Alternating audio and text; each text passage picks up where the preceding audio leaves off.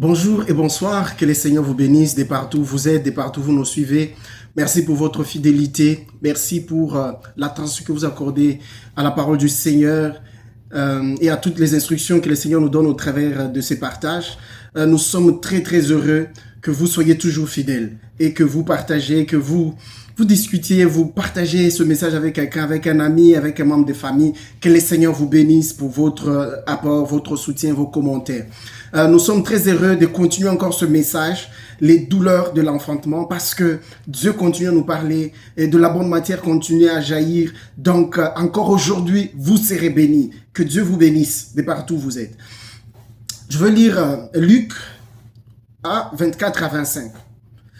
Quelque temps après, Élisabeth, sa femme, devint enceinte. Elle se cacha pendant 5 mois, disant, « C'est la grâce que le Seigneur m'a faite, quand il a jeté les yeux sur moi pour ôter mon opprobre parmi les hommes. » Quelqu'un peut-il dire, « C'est la grâce que le Seigneur m'a faite en cette année, d'être vivant, d'avoir cette grossesse. » C'est la grâce. Je vais y revenir.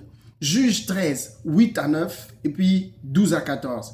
Manoach fit cette prière à l'Éternel. « Ah Seigneur, que l'homme de Dieu que tu as envoyé vienne encore vers nous et qu'il nous enseigne ce que nous devons faire pour l'enfant qui naîtra. » Dieu exauça la prière de Manoach et l'ange de Dieu vint encore vers la femme. Elle était assise dans un champ et Manoach, son mari, n'était pas avec elle. Le verset 12, Manoach dit, « Maintenant, si ta parole s'accomplit, que faudra-t-il observer à l'égard de l'enfant? Et qu'y aura-t-il à faire? » L'ange de l'Éternel répondit à Manoach, « La femme s'abstiendra de tout ce que je lui ai dit. Elle ne goûtera d'aucun produit de la vigne. Elle ne boira ni vin, ni liqueur forte, et elle ne mangera rien d'impur. Elle observera tout ce que je lui ai prescrit. » Donc nous allons continuer aujourd'hui. Nous avons, le 1er janvier 2026, nous avons commencé à parler des grossesses précieuses. Un petit sous-thème que nous avons tiré dans les grands thèmes des douleurs de l'enfantement. Et aujourd'hui, nous allons parler des exigences d'une grossesse précieuse. Bien-aimé, une grossesse précieuse donnera naissance à un enfant précieux. C'est une ligne directe, c'est une relation directe. Il n'y a pas de transigence. Grossesse précieuse va aboutir à un enfant précieux. Mais avant cela, il y a les trajets. Et pour que l'aboutissement arrive, pour que l'accouchement arrive, il y a des exigences qu'il faut observer. Bien-aimé, si vous croyez à la grossesse que vous portez, je vous ai dit cette année, c'est une grossesse précieuse. Et cette année, vous allez porter une grossesse précieuse. As I speak, vous n'avez pas besoin d'attendre demain. Quand vous entendez ce message, je proclame sur vous, je déclare que vous recevez une grossesse précieuse au nom de Jésus. Mais vous devez alors faire attention aux exigences. Parce que la grossesse précieuse, nous avions dit, il faudrait que la personne qui porte cette grossesse sache la valeur et l'importance de cette grossesse. C'est une grossesse qui vient après plusieurs échecs. C'est une grossesse qui vient dans la vieillesse. C'est une grossesse qui vient après plusieurs avortements et tout ça. Et beaucoup de gens ont connu des avortements de projets, des avortements de destinée, des avortements de ceci ou de cela. Et là, c'est leur vieillesse. Et nous avions dit, il faut faire attention, surtout quand vous êtes dans la vieillesse, parce que ça peut être votre dernier projet. Et la vieillesse ici, ne voyez pas la vieillesse biologique. C'est peut-être la vieillesse de toute votre vie. Alors, il y a des exigences. Écoutez, Élisabeth, elle reconnaît d'abord que cette grossesse précieuse, c'est pas que j'ai mérité, c'est une grâce. C'est pas que j'ai fait des efforts. Bien aimé, je vous assure, il y a des gens qui ont fait beaucoup d'efforts pour concevoir. Ils n'y arrivent pas, biologiquement parlant. Ils sont allés même vers la médecine plus moderne et chercher peut-être une fécondation in vitro, comme on dit, et puis on fait la nidation, qui devient aussi une grossesse précieuse. Parce que je n'ai pas mentionné ça, il y a des gens qui vont sous ce processus-là, on organise une conception en dehors de l'utérus, in vitro, et puis on va prendre maintenant l'œuf, et puis on met dans l'utérus de la femme, et on commence à suivre ça. C'est aussi une grossesse précieuse. Et il y a des exigences, bien aimées. Toute grossesse précieuse, en tout cas, a des exigences. Je vous ai parlé de la fois dernière que le suivi est même plus rapproché parce qu'on sait que on doit mettre toute ta marche pour protéger ça. La Bible dit qu'Élisabeth se cacha pendant 5 mois. Ce n'est pas Dieu qui lui a demandé de se cacher. Lui-même, il considère la grâce qu'elle a reçue. Elle dit, for this one, je veux me cacher. L'apôtre Paul dit, la grâce que Dieu m'a donnée, j'ai fait de sorte que cette grâce ne soit pas vaine. Tu as reçu la grâce d'une chose. Mais voilà, si tu n'y mets pas de l'intentionnalité, à respecter des exigences, à mettre de la discipline tout autour, à mettre une haie, c'est que tu vas perdre cette grossesse précieuse que tu as reçue par grâce. Parce que tu n'as pas besoin d'aller vers un accouchement prématuré ou d'avorter encore. Elle s'est donné elle-même une discipline. Est-ce que je suis en train de vous dire ici qu'il faut tout cacher? Non. Mais ici, je vous dis, découvrez les exigences appropriées à la grossesse que vous portez. Je veux lire Juges que nous avions lu. J'ai parlé des juges, la grossesse de Samson, une grossesse précieuse. Mais voici Manoah qui n'était pas là lorsque l'ange est venu parler à sa femme. Il fait la prière, il dit à Dieu, l'homme de Dieu que tu as envoyé, qu'il revienne encore, s'il te plaît. Parce que moi, j'ai besoin d'être enseigné. Et il dit la raison, il dit pour qu'il nous enseigne ce que nous devons faire pour l'enfant. Il croit fermement que ce que ma femme a dit est vrai. La prophétie est vraie, le message est vrai. Et écoutez la formulation quand il parle à l'ange, il dit, si ta parole s'accomplit, bien sûr c'est le conditionnel. Mais ce conditionnel ici n'est pas un doute. Parce que l'emphase n'est pas sur l'accomplissement de la prophétie, de la grossesse précieuse, mais plutôt sur les exigences de celle-ci. Il dit, que faudra-t-il observer à l'égard de l'enfant? Et qu'aura-t-il à faire? Bien-aimé, Élisabeth, c'est elle-même qui a pris sa propre discipline. Ce n'est pas Dieu qui lui a parlé. Mais ici, c'est Dieu, en envoyant la grossesse, il a aussi prévu qu'il y ait des disciplines. Et pour Élisabeth, on parle qu'elle s'est cachée 5 mois, je viens de le lire, elle s'est cachée 5 mois. Et les scolaires disent, c'est au 6e mois qu'elle sortit lorsqu'elle est allée pour rencontrer Marie. Bien sûr, Marie est venue vers elle. C'est après la rencontre avec Marie qu'elle s'est exposée maintenant. Là, c'est 6 mois après. Parce que les 5 premiers mois d'une grossesse sont des mois très dangereux. La grossesse est très vulnérable pendant les 5 premiers mois.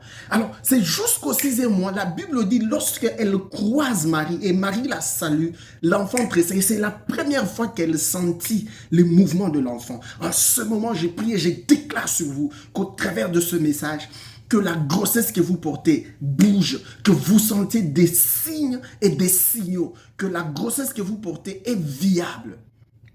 Parce que c'est un signe très important. Quand on porte une grossesse, on a besoin de sentir que l'enfant bouge. C'est un signe de vie. Alors, recevez les signes de vie. Que quelque chose bouge en vous par rapport à votre projet, par rapport à vos rêves, par rapport à votre destinée. Que quelque chose bouge au nom de Jésus-Christ. Au son de ma voix, comme au son de la voix de Marie vers Élisabeth, l'enfant a bougé, tressailli de joie. Que votre enfant tressaillisse de joie. Et pour Manoah, l'ange commence à parler. La femme s'abstiendra de tout ce que je lui ai dit. Elle ne goûtera d'aucun produit de vigne. Elle ne boira ni vin, ni liqueur forte. Elle ne mangera rien d'impur. Elle observera tout ce que je lui ai prescrit. Bien, mais je n'essaie pas de vous donner ici une régulation. Mais j'essaie de vous dire, trouvez les exigences appropriées à la grossesse que vous portez. Certaines grossesses demanderont la discrétion. D'autres demanderont une autre forme de discipline. Et même d'autres demanderont à ce que vous puissiez parler à quelqu'un qui a de l'expertise dans ce domaine-là. Quelqu'un qui peut vous apprendre à comment vous emboîter dans le rouage de cela. Vous avez un rêve de votre vie, vous avez un projet, mais il y a quelqu'un qui est déjà passé par là, qui sait comment ça marche, comment ça fonctionne, qui peut vous aider. N'essayez pas de tout cacher. La discrétion n'est pas nécessaire partout. Quelqu'un a dit, même le sucre ne sert à rien lorsque c'est le sel qui manque. Le sucre est bon, mais même le sucre ne sert à rien lorsque c'est le sel qui manque. La discrétion n'est pas bonne partout. Il y a des sujets ou de projets ou de rêves pour lesquels vous pouvez être discret. Mais certains vous exigent à partager avec quelqu'un qui a de l'expérience, qui a de l'expertise, qui connaît le rouage, qui peut vous accompagner.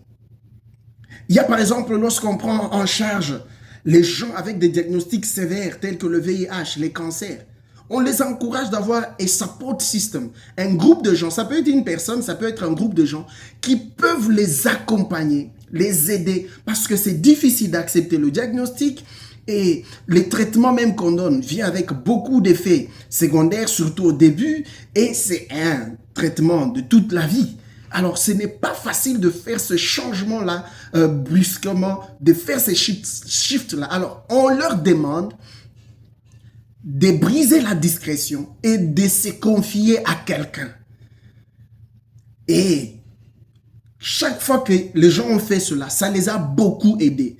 Vous le sentez qu'ils sont plus à l'aise de prendre leurs médicaments. Parce que certains n'ont pas pris les médicaments parce que tous ceux avec qui ils vivent, ils ne savent pas qu'il a une condition qui lui demande de prendre des médicaments au quotidien. Alors, il ne peut pas prendre des médicaments quand ils sont là. Et voilà, c'est en train d'altérer sa santé. C'est en train de le détruire. La grossesse précieuse, dans ce cas-là, c'est quoi? C'est la bonne santé que tu veux avoir. C'est la longévité que tu veux un peu promouvoir.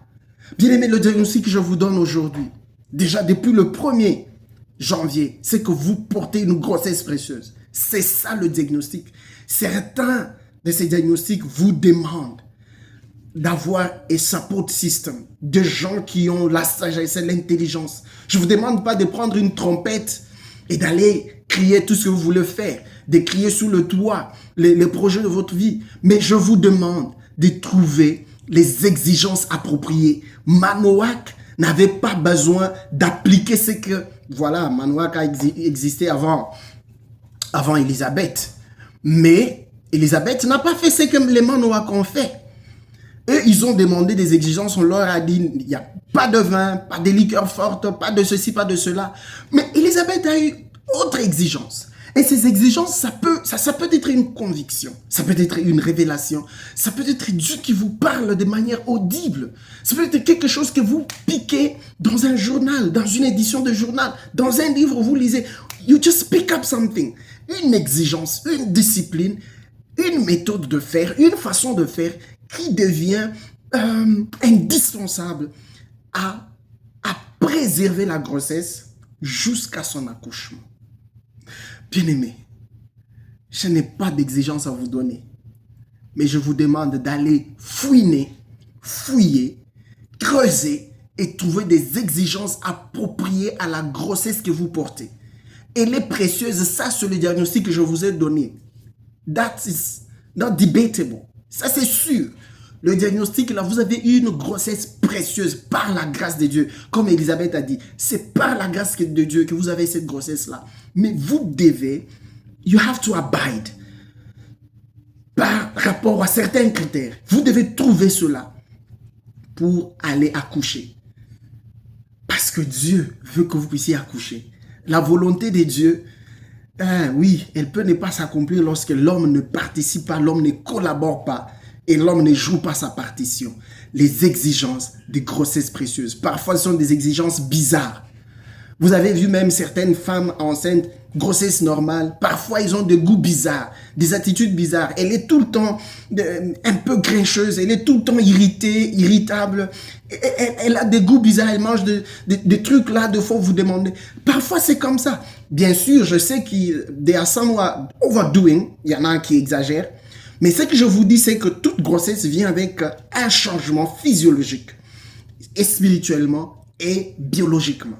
Et quand c'est des grossesses précieuses, au-delà de changements qui sont involontaires, il y a des disciplines intentionnelles qu'on doit s'imposer, se donner pour que ça marche. Vous devez vous discipliner par rapport à la grossesse que vous portez. Soit vous croyez que vous portez une grossesse précieuse, soit vous n'y croyez pas. Manoach n'avait pas de doute. Il parle au conditionnel, mais n'avait pas de doute. Son emphase est sur les exigences. Si vous ne les avez pas, vous pouvez prier. Seigneur, j'ai ce projet. Quelles sont les exigences pour que ce projet réussisse? Seigneur, la vision de ma vie, le rêve de ma vie, c'est celui-ci. Quelles sont les exigences que je dois observer pour que ça réussisse? Et Dieu vous dira. Peut-être Dieu te dira, va faire tel cours. J'ai suivi le témoignage de quelqu'un, il est allé prendre inscription dans une université pour faire un certain cours. Mais quand il rentre, il prie, et Dieu lui dit, numéro 5. Il dit, numéro 5, c'est quoi? Il ne comprenait pas, il va sur Internet chercher numéro 5, c'est quoi dans ce pays? Il n'y avait rien. Mais lorsqu'il rentre sur le papier, les portfolios de l'université, il va voir qu'il y avait un numéro 5 là, il y avait un cours qui était là. Il a compris que c'est là que Dieu voulait l'envoyer. Et il est allé là, l'admission était miraculeuse. Bien-aimé, découvrez les exigences de votre grossesse précieuse. Que Dieu vous bénisse. Recevez davantage des confirmations de la viabilité de votre grossesse. Recevez la clarté, la perspicacité et la lumière de Dieu. Allez jusqu'au bout parce que votre enfant est précieux. Au nom de Jésus, rendez-vous à la prochaine. Bye bye.